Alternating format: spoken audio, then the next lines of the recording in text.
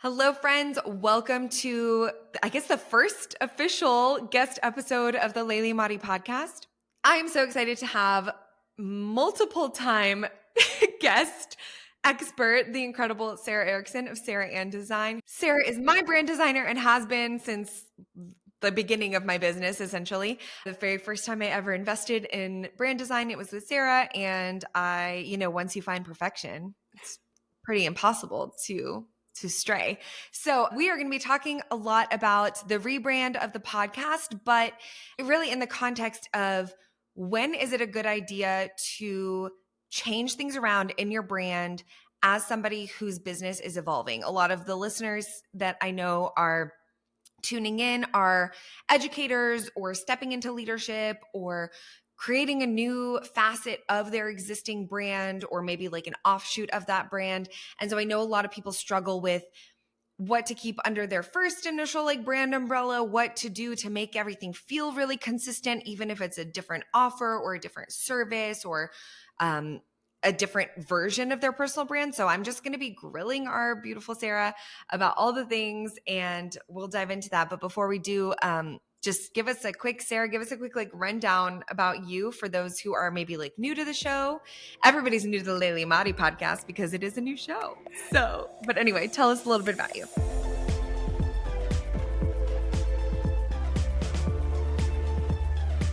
Hi, everyone. So honored to be the first guest on the Laylee Emadi podcast. I'm excited about the name change and really just honored to witness you through all these different phases of your business and really stepping into this new chapter and bringing a lot of yourself and your identity to your brand and your business. I think this is a really exciting step and I'm excited to be part of it today.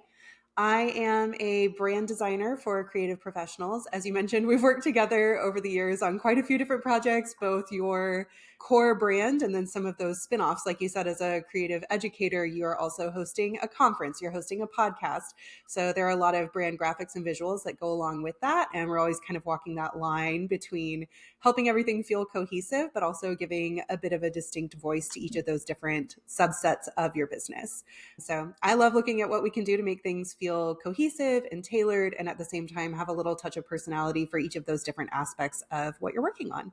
I've worked with a variety of clients across different industries. Creative educators are one of them, but also a lot of interior designers or photographers. So it's really fun to get to dive into sort of these different pockets of creative industry and to work with a variety of professionals. I love that.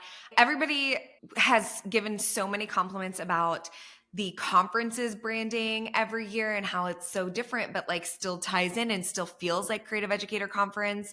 And I just want to say for anybody listening, that was all Sarah. Like 100% of the visual identity is Sarah's handiwork. I don't know if we can say 100% because you do always give me an initial inspiration this last year in the form of a Starbucks cup. Yeah. You did give me at least something to work off of. There was like a reusable Starbucks cup that you're like, hey, I love this. I love the vibe, and that kind of sparked at least a starting point for the color palette and the kind of the overall feel of the brand. So inspiration strikes in unexpected places. And I think that's great to be on the lookout for that. And, just as a creative to take note of the things that inspire you, even if it's in something as small as a Starbucks cup, that you really want to take it into something that you can transform into a much wider and more well-rounded brand than just that initial inspiration. Dude, I totally forgot about that, but 100%, that's where we started. And it's so funny because I think actually this kind of leads me into like a question for you. I have always struggled to be like, I love X, Y, and Z. Let's put this in the brand. And you're like, hold up, Laylee, like just because you love it doesn't mean it's a good fit for your actual brand. So can you speak to that a little bit? Like I feel like so often as personal brands, we want to showcase what we love. What are your thoughts on that? Like where do you draw the line? Always a fine line to walk, and I'm always happy to create more personal note cards for you to use at home that have the designs that I don't approve for your business. No, I mean, I'm joking, but I actually think that's true for a lot of people. Just to keep that in mind, there are things you love that don't necessarily need to become part of your business and your brand. And you can definitely still have those in a personal sense. Like, by all means, create personal note cards for yourself, get a t-shirt with a design you love on it. There are ways to sort of reuse that. So you don't have to forget it entirely. You should still get to enjoy it.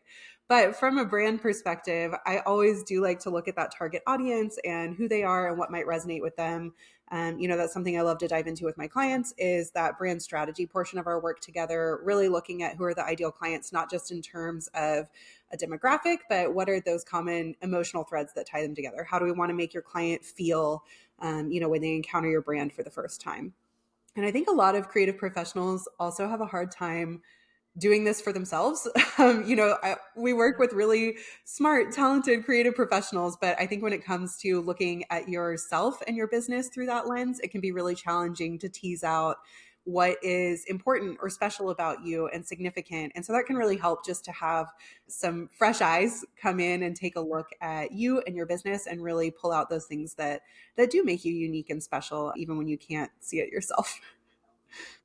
Yeah, I think if I was left to my own devices, as I was in the beginning before I had you, it was just, I had the most inconsistent visual identity. And it's because I was like, oh, I love this color. Oh, I love this font. Oh, I love this vibe. Like, and it didn't always align with who I wanted to work with or any of that. So now most of our people are like us in the fact that they're established, they've been around for a while, they have a really well-established first brand. So what happens then, or what guidance would you give somebody who is like, okay, well, now I want to do a course that's under a different name, or I want to do a podcast that has a completely different vibe? Like, how can they ensure that they're still in alignment with that brand that they had built? Or is it, in your opinion, a better idea to do two completely separate brands? Oh my gosh, yes. Big question here. A lot of different answers to tackle. And I'd love to kind of get some of your feedback too, as someone who's been through this. But a couple of things I like to think about to start. First, I feel like there are a lot of people in our industry who feel the need to totally reinvent themselves and do a completely new brand a little too frequently. Like, they are really wanting to create that entirely new look and reintroduce themselves. And there is a time and place to do that. But I think maybe we're losing touch a little bit with the value of consistency. And that's definitely the hope when you're building a brand, is to maintain something that people can recognize. So the more that you're reinventing yourself, yes, there's a little bit of buzz when you launch that new brand, but you're losing that consistency and brand recognition. So that's not to say that you can't evolve your brand. And that's something that I think, Laylee, you're a perfect example of how we've been able to evolve the brand without having to completely reinvent the wheel each time. So I guess just to talk about your brand a little bit, we've evolved the brand in a couple of different ways, mostly through your color palette and then through adjusting some of the additional brand graphics. That being said, your fonts have been the same for many, many years now. We're just kind of using them in new and different ways.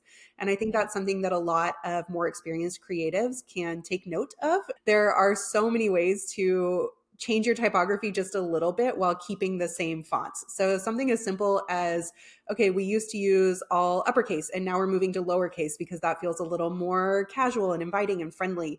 There are ways that you can keep that same font overall so that it feels consistent, but just using it in a way that feels a little bit fresher. So I think that's something, again, with your brand that we've been able to maintain some consistency, but then also helping evolve it through updating the way that we're using the typography, or adding a new little badge here or there, or transitioning the color palette into something a little more elevated, without losing touch with, the brand recognition that you built over time. How does that feel on your end? You're kind of been on the other side of all of that. Yeah, I mean, I completely agree. I feel like the thing with growing a brand and having like several different like offshoots of it, or needing to update different things about it, can feel overwhelming. And I love what you said about some people a lot of us actually want to make big drastic changes very often. And I think it's because most of us who are in this position are visionary thinkers, and we get these big ideas and we feel like it needs to have a big presence around it. Definitely. And we forget that like, oh, we already did that hard work of creating that big presence. So now it's just fine tuning. I guess let's just like use this podcast as the case study. Yeah. Going from, so here's the thing, for 6 years into the Laylee Emadi podcast, when I first brought it to you, it was definitely like a conversation. To give people context, it was one of those things that 6 years ago when I started the podcast, it wasn't as obviously like everything else in our industry, it wasn't that heavily inundated with everybody and their mom had a podcast at that time. It felt Right. like a bigger lift, right? Like there was not a lot of competition. We checked for names. I was the only So Here's the Thing podcast at the time. Now, apparently, and I learned this from actually somebody who left a review on Apple. Yeah. They left a review and they were like, there's a lot. It was actually really sweet. It was like, there's a lot of podcasts with this name, but this one is whatever. And I was like, wait, there's a lot of podcasts with this name? Right. So I did a quick search and there are so many. So Here's the Things. And could I have gone back and trademarked it? Absolutely. Sure. I could have sent cease and desist. I could have gone through the whole thing. But when I brought it up, we were like, well, maybe this is an opportunity to align it with the people I now serve. It's been 6 years. I'm serving different people. The show's evolved. I've evolved. In your perspective as a brand strategist, an expert, like at what point is it worth revisiting changing up part of your brand, and how do you change it in a way that still feels aligned? Yeah, a lot of thoughts here. I think first, what I was kind of saying before is still true, that even though we have made some big changes to the podcast in terms of your involvement over the years, who you're speaking to, your demographic, and now a new name to kind of represent all of that, there's also a lot that has stayed the same. Obviously, the new name is your name, and you have stayed the host. So in some ways, it's almost coming into alignment with what you had already been doing. And I think that's always something that feels right as far as taking a step forward in your brand, is that you're not reinventing the wheel and creating something, entirely crazy and new. Again, there is a time and place for that, but a lot of times for these little evolvements of subsets of your brand, it's more about bringing the brand into alignment with what you're already doing. You're not coming up with this entirely new idea for the podcast. You're maintaining a lot of the things that you've already evolved to do, and you needed the name and the brand visuals to reflect that. So I think there's a lot to be said for kind of maintaining what you're doing and just making it a little more elevated, making the smart decisions on things that you do want to change without completely changing everything. Again, like there are some big changes happening, but we've still kept some consistency in your fonts. We're bringing a lot of those same typefaces so that it still feels like it's part of your Laylee Emadi brand overall. Again, it's almost like we're bringing the podcast into alignment with your primary brand rather than reinventing the wheel for this offshoot. So that's kind of one option, I think. And then another option is to use the subsets of your brand as something playful. And that's something I think we've seen for the conference. That's a really great place to bring out some like fun and playful and whimsical elements that might not make sense as part of your primary brand, but as part of being in person and having that experience in person, it makes sense to bring those playful elements to life in that space. So again, I think you just want to be thinking about the applications, the audience, who's going to be experiencing this brand and where is always what I'm coming back to is the target audience and what's going to feel cohesive and aligned to them as they're encountering your brand and all of its subsets. I love that you said we're coming into alignment with the primary brands. Like I struggled a lot with wanting to incorporate, as you know, wanting to incorporate my name. It wasn't my idea.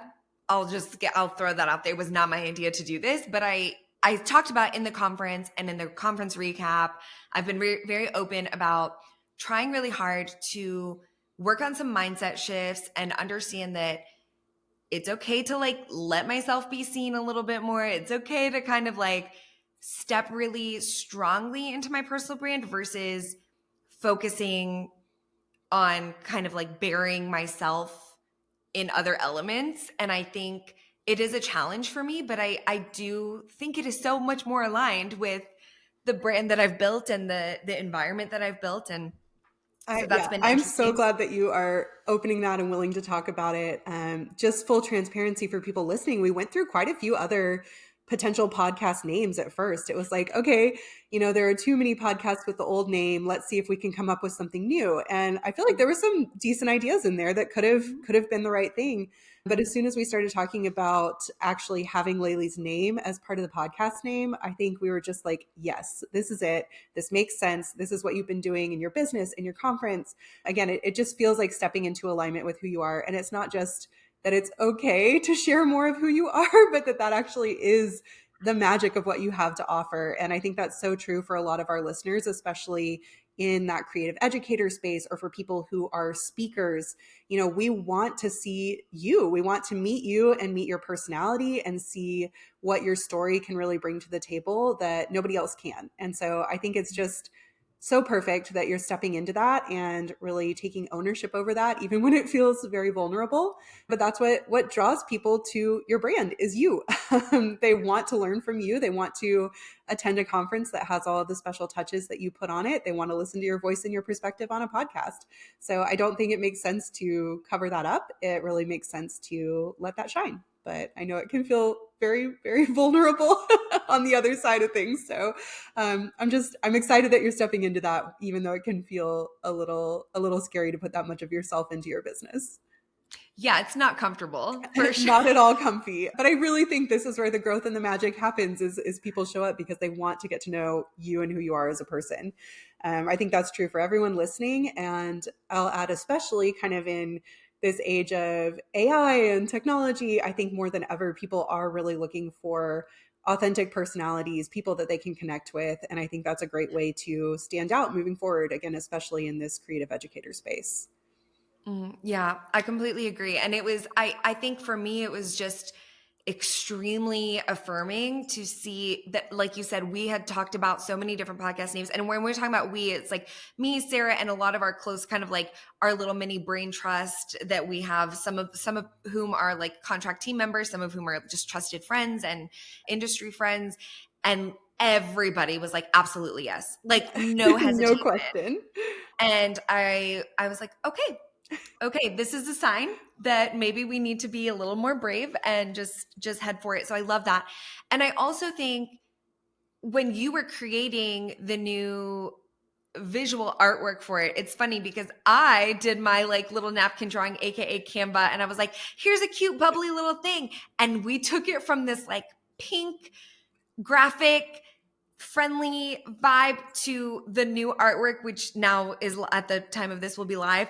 And Sarah took it and was like, how about this? How about this? And then it was like, bam, completely different. And it was like, actually, I just like this. And it's bold and it's like so aligned and looks nothing like what I said I wanted. But what I wanted wasn't aligned with the primary brand. So like, yeah. Do you want to speak to that a little bit? Like talk about that process, because you were very gentle about it. Like you were like, I think it's cute. Great. Looks great. And then you were like, but what if you did this? Yeah, I guess I don't know. Sometimes I'm gentle and sometimes more aggressive. This is one that probably started out a little more gently. She was gentle. Yeah. Well, I think it is true that the original graphic that you designed, like it was cute. It would have done fine. It would have done like nothing wrong with it whatsoever. I think it was more just wanting to position the podcast in the same space as the primary brand. So, yeah. Again, through color, through typography, that's something that we could really make those two feel consistent and cohesive, especially knowing a lot of people are getting to know you through the podcast before they sort of step up that ladder to work with you in other capacities. So if this is their sort of first taste of getting to know you and hearing your voice and hearing your personality, we want it to feel consistent and cohesive once they do go over to your website and say, okay, hey, like I'm ready to take the next step with Laylee now that I know her a little bit through the podcast. So I think it makes a lot of sense for those two to feel similar and cohesive and elevated. Again, I think the original graphic was a little more like casual, cute, playful, but I think we needed something that spoke to your expertise and your maturity in this industry. You've been doing this a long time and you're not just cute at it, you are very good at it. And I think we needed something that felt elevated and sophisticated. I'm dying. You're not just cute at it. I need to write that down. I'm going to put it on my computer. You're not just cute at it. Well, you are also cute at it, but no, but I needed that. I needed that because it's hard to like let yourself grow into this. Yeah. And I love how this conversation has like really honed in on the word consistency. I texted you last night, like late, and I was like, it's definitely April, like end of April, and I just picked my word of the year, and you asked what it was, and I didn't text you back because I was asleep. It is consistency. That's my Oh my word of the gosh. year.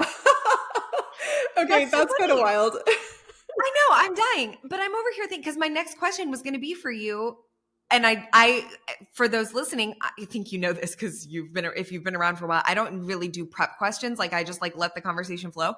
And my next question was going to be like, do you have like something you could walk our listeners through, like a checklist on like, is my brand consistent? Yeah. Does my brand need to change? And then I realized I never texted you back my word of the freaking year. That is amazing. So anyway. Well, I love your word of the year. I think that's Thank you. incredible. I feel like you've already taken steps towards consistency, and I love just the versatility in that, the consistency in the brand that you're putting together, but also consistency in just like putting your head down, serving your people, doing the work.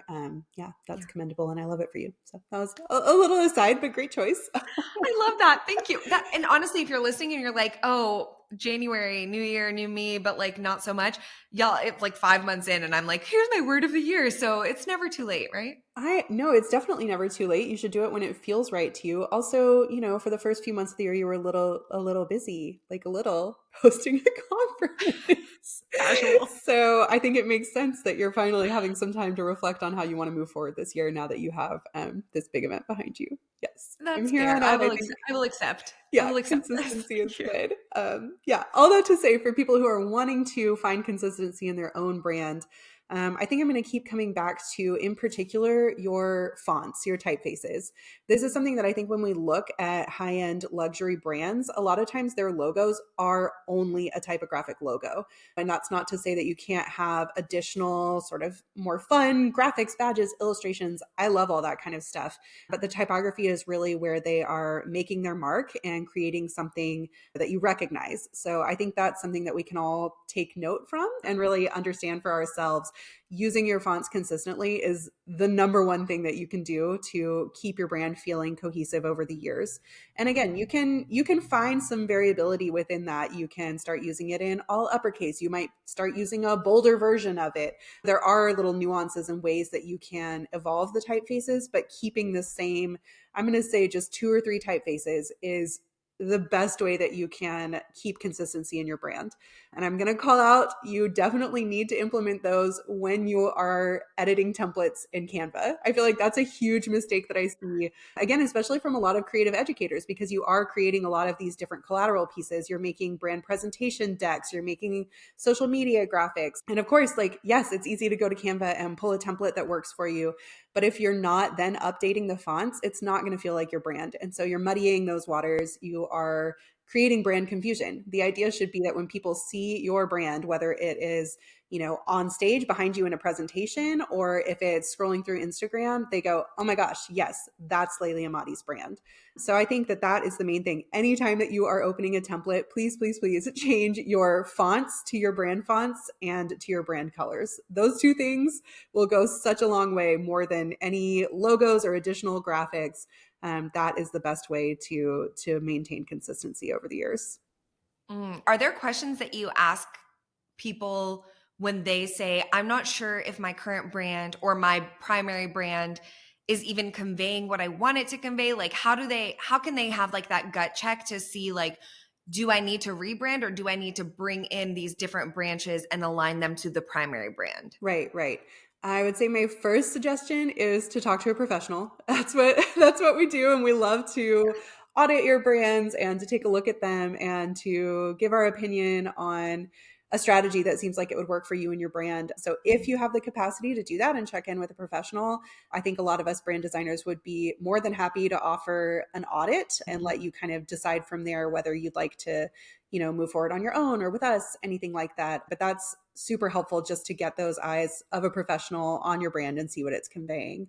I think another option that I'll say with a caveat is to poll your audience. That being said, a lot of times your audience doesn't know what they need from you.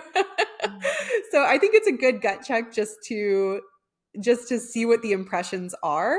I'm not sure that I would necessarily immediately make changes on that, but it can be a good way to see like, okay, what do people think about my brand? And then once you get those opinions, then you can look into the different aspects of your brand and decide which ones might need some tweaking. So I like to talk about sort of three components of branding. One being the brand visuals. That's what we've sort of been talking about as far as fonts, colors, logo designs. But there are also components in your brand voice and your brand photography. So those are kind of different components that I think get overlooked sometimes, and people jump right into feeling like they need to do a rebrand when really just doing an updated photo shoot would go such a long way to change the overall feel and aesthetic of their brand.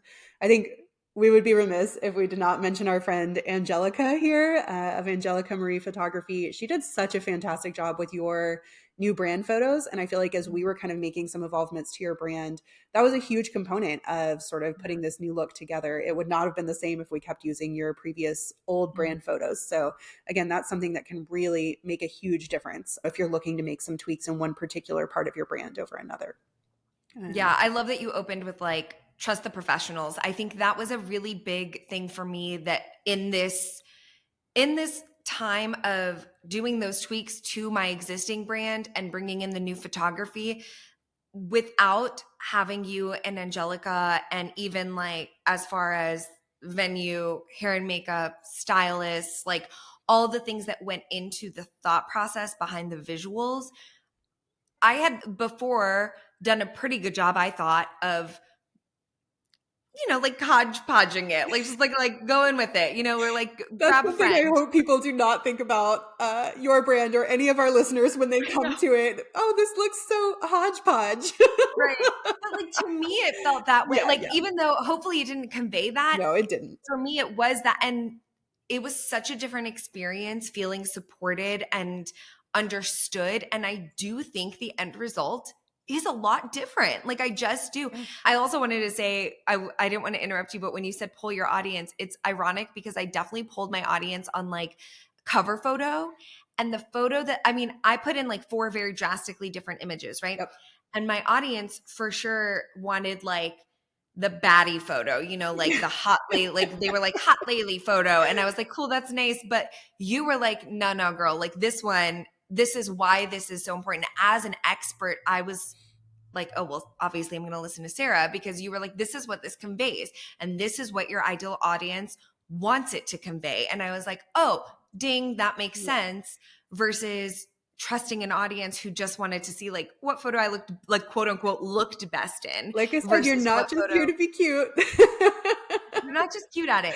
And it did. I do think I just love, I feel like all of that ties into trusting the experts. And I think that there's different levels of that. I'm so glad that you said there is an opportunity to work with designers on like an entry level point level of like, just audit it for me. Just tell me if I'm missing the mark. Like, I think that's so much better than a checklist of things you can ask yourself, because we can sometimes lie to ourselves. And also it's just not your area of expertise. Like I would not pretend to be good at the things that my clients are good at. I don't have the same training or skill set that they do.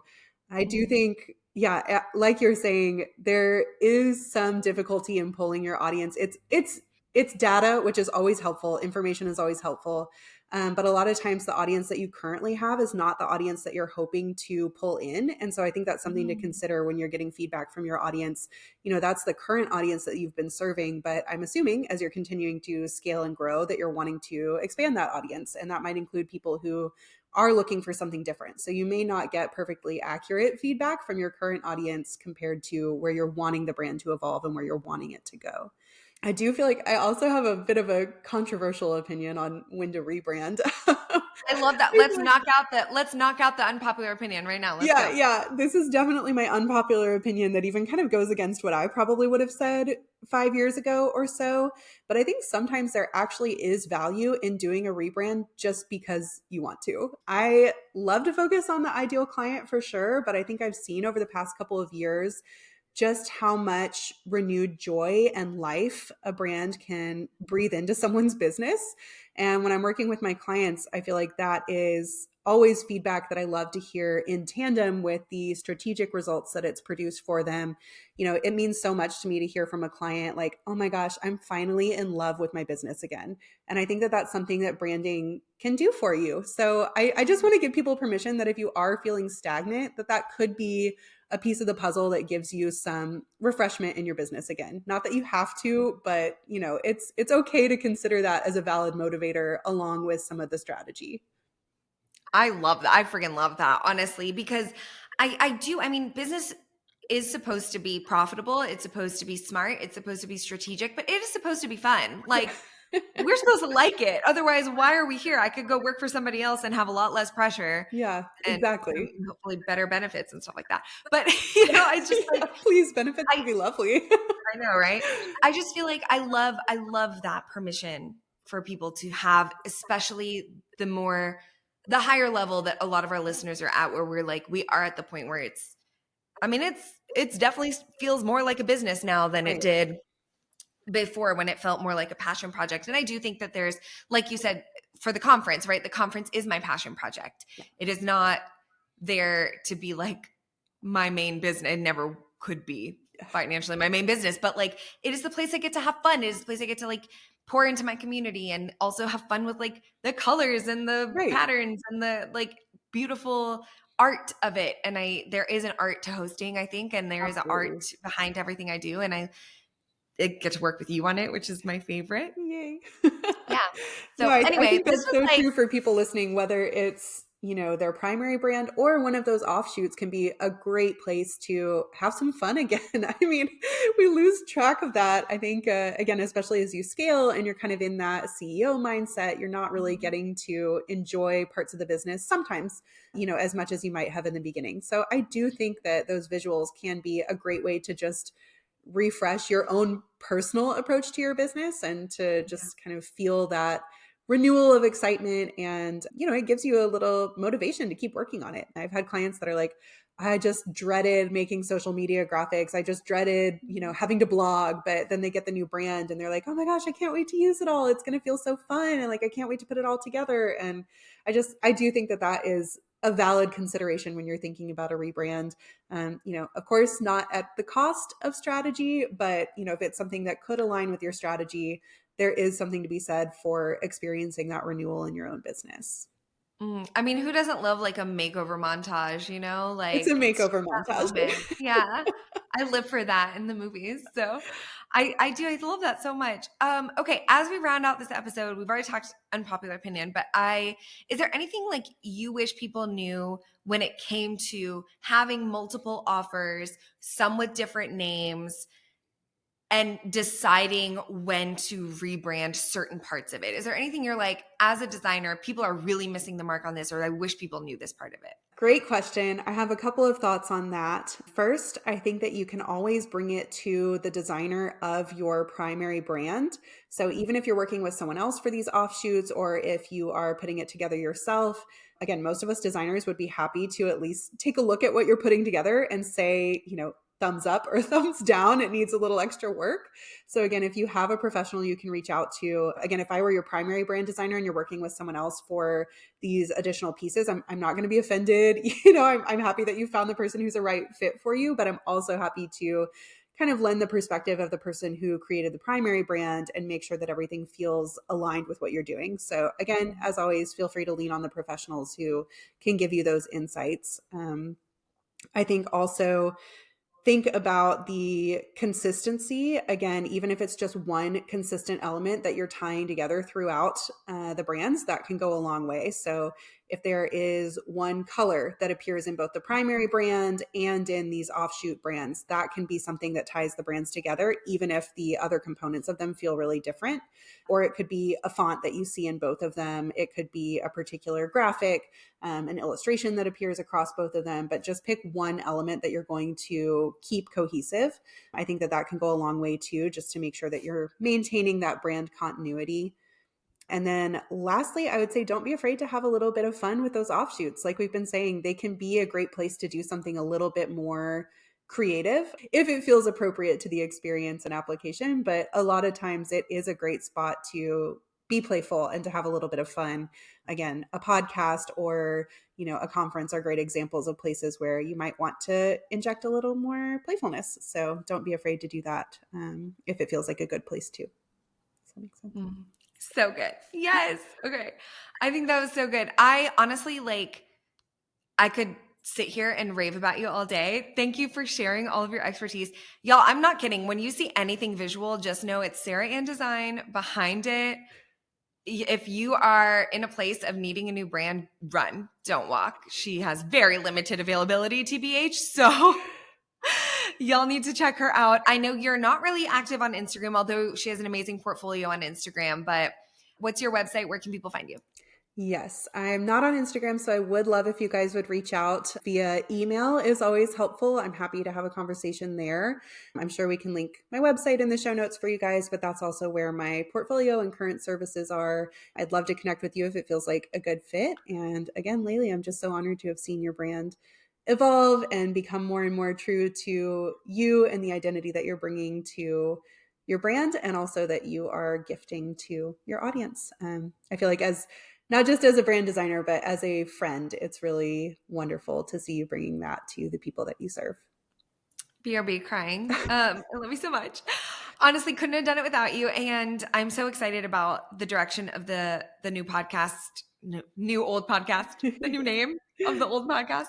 And as challenging as it's going to be for me to like really lean into it, I will say having it be so strongly incorporated with the brand that you've created for me, and then also now that you've created this offshoot and aligned it, I think it really does make it easier to have it just be so organically part of what I do and what I'm able to do for my clients and for my audience and for our community, because it's your community too. And so anyway, that's a ramble of how much I love you. Thank you so much. Well, I love you so much back. I've loved you consistently and will continue to love you with consistency in the upcoming year.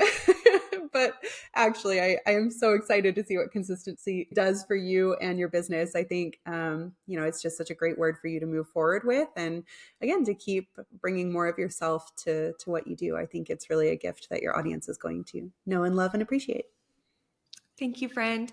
All right, y'all. I will see you on the next episode of this podcast. So hard not to say so. Here's the thing. I'll see you guys next week. You know what I mean. Bye, guys.